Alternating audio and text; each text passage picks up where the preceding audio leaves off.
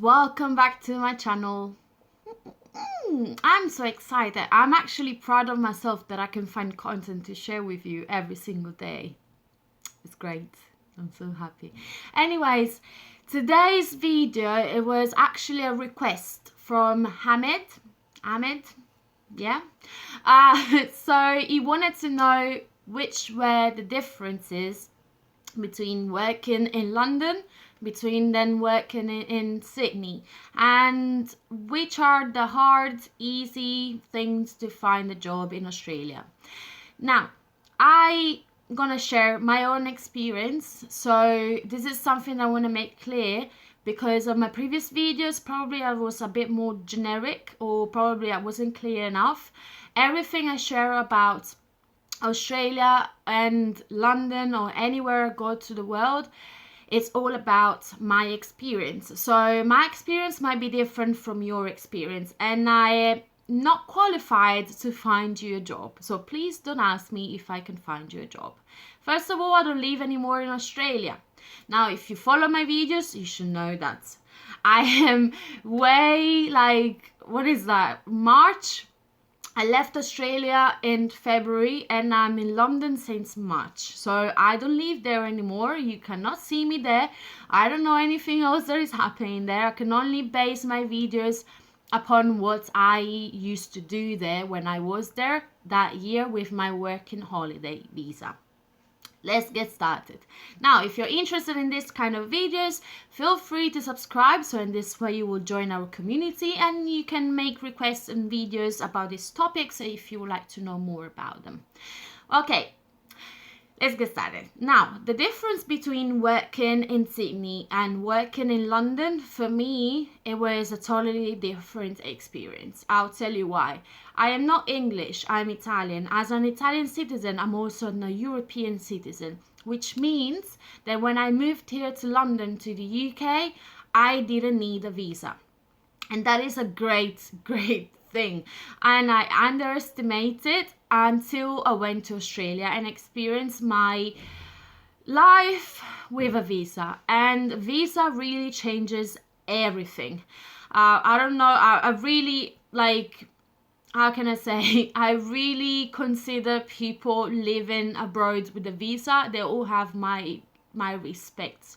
Entirely my respect, because it's something so tough to go through, especially if you are with a family. So if you have kids, I know people that they moved here and they are probably from Brazil, or they are probably from some Arab countries, and they are going through a very hard time. I mean, it's possible, you can do it, but I'm telling you, it's gonna be tough. Because you're not only a foreigner, but you also don't have the same rights as the locals. And that makes the difference, because when I moved here to London, not needing a visa, the only thing I needed to do, it was to get the national insurance number, which is the tax file number for Australia. It's like a number that allows you to work legally and to get paid legally, basically.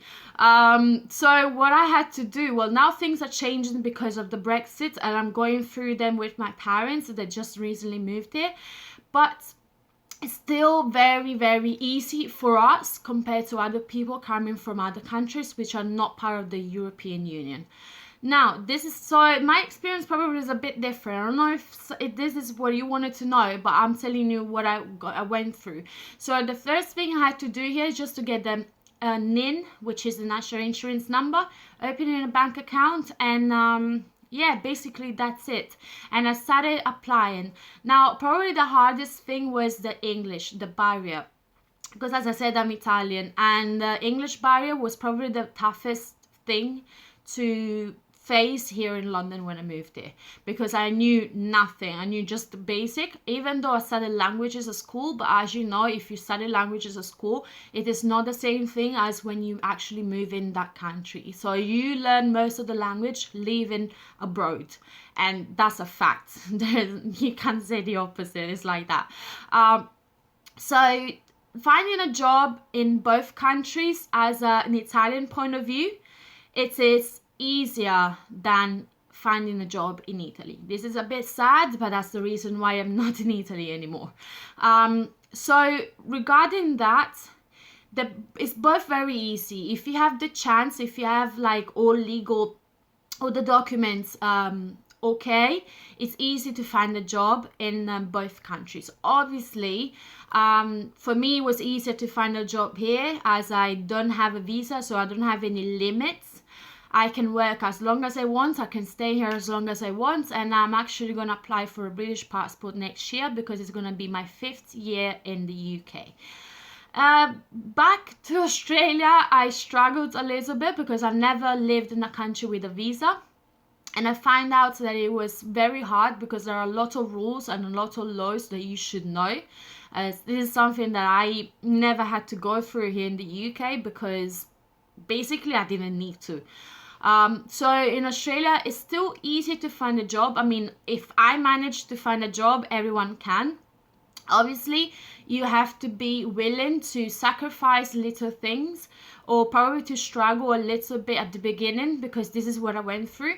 At the beginning, I worked in a gelato shop, and actually I didn't want to work there because I was like, what am I going to do there? I mean, my whole purpose to go to Australia was to improve into something that I was already doing back in London. But yeah, I had to change my point of view.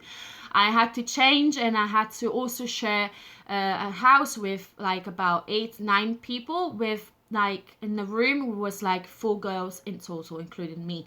And it is something that I wasn't willing to do, but as I paid for a visa, I paid for my flight, and I've done like 24 hours flight. I just literally had a talk with myself, and I was like, listen, you got it here to stay here because you paid for it, and make it worth it. So I was like, okay, even though it's something that I wasn't planning to do and I was hoping not to do, it's something that has got to be done. So I worked, like literally I was working 60 hours a week in this gelato shop. I worked for a month and a half until they closed the shop without me telling. So without me knowing, sorry. So that was a bit of a shock for me, and they had to pay me, they had to give me money, and I had to chase them up. And yeah, so from one day to another I had no job. And this is probably one thing that I struggled the most with, because the fact that I have a visa, I was limited in choices, because especially in retail it's very hard to get in there. Even though I made it, I'm really proud of myself. But it's really hard because with a working holiday visa, you can only work for 6 months within the same company. After 6 months, you have to change and go for a different job. So most of the retail jobs, they don't take you because obviously they have to train you. They have to teach you how to use the computer, how to use the till, how to sell the products and all this stuff. So it's all work that they probably don't want to do. And I've been very lucky in that. But so yes, that can happen, and I found myself without a job, and I was considering of, to be honest, I don't know what I was considering. If I was like, I'm gonna keep applying. I had probably like $700 Australian dollars at that time, and I kept applying. And especially I would recommend you to use Reed, and it's actually written REED. It's a very common website to find a job in Australia, and that helped me a lot. This is how I found my retail job. Very lucky. What about Indeed? You can use Indeed in both London and Sydney. If you don't know it, it's a very, very useful because you can choose the area, you can choose which job to apply for, and I've used it everywhere in Australia and in London. So yeah, you can use that. Indeed, like the actual word, Indeed. About the pay, yeah, it's very different, but I have to tell you that comparing the life in London and Sydney, London is much cheaper, believe it or not, but London is much cheaper. But not because it's cheaper everything, it's just because it gives you more cheap alternatives. So for instance, if you want to go shopping in London, like grocery shopping, you have like about 6 supermarkets chains. And in Sydney, you only have mainly 2. Well, these are the ones that I know. So if you know more about it, let me know down in the comments. But so you only have 2 chains, and they're quite expensive. I found it to be Coles, the cheapest one, maybe. But here you have Poundland. I mean, you have like big brands like Cokes or I don't know, orange juices or biscuits or pasta for like everything £1. And that, if you're broke and you're willing to, you know, sacrifice a little bit, you actually can. It gives you the chance to choose if you want to spend money or if you want to save money. Or like there is Iceland, which is very, very cheap, and my mum fall in love with it. Literally. Whether in Australia, I mean, you earn a lot more, because probably you will earn, and when I say the minimum wage, guys, please take it like really, how can I say, be a like, please hear me out, okay? When I say the minimum wage in Australia in Sydney was my $18.99 Australian dollar, I'm referring to my own experience in a shop. That's how much I was getting paid per hour. And as a casual job, I was getting paid 23 Australian dollar. Here, the minimum wage is about £7.50. Or like as I am getting now, and like most of the jobs are really good, if you get paid like about £9-10. This should be probably the minimum salary to live in a decent way in London, to be honest. But so you have like these two differences, and to be honest, like working wise, I don't find it like very different. It's all about the times. That in Sydney you're working until about 6-7ish, and there is only in the, obviously retail wise, guys, please pay attention. Retail wise, you work until 6-7 p.m. every day, and then on Thursday there is a late night shopping, so then you stay up until 9 o'clock, and that's pretty much it. Probably around Christmas time, I think we were open until 9 every day, but that was it. Here, as it's a busier city, there's a lot more people, a lot more tourists. It's a bigger city as well, because compared to Sydney, you can actually walk through the CBD in about a couple of days. You can do it all. I remember I was walking from an area to another. In London, forget about it. You need to take the public transport, because London, central London is a very like undefined area, because mainly zone 1, like where the tourists are. But London itself is not just zone 1. It goes, I would say, until zone 3. So it is massive. Just even zone 1, it's massive. You can do it walking, but it's gonna take a long time to do it all, I'm telling you. So use the public transport, and they are much more efficient, because a lot of people need to use them, and that saves you a lot of time and stress, kind of. Yeah, it's a bit stressful sometimes, but it saves you a lot of stress if you want to go to work, or if you have to go somewhere else. Whether in Sydney, as there is less population, the public transport is not as the same as in here. And, you know, like, it's very, very different. Very similar in certain things, but they're very different.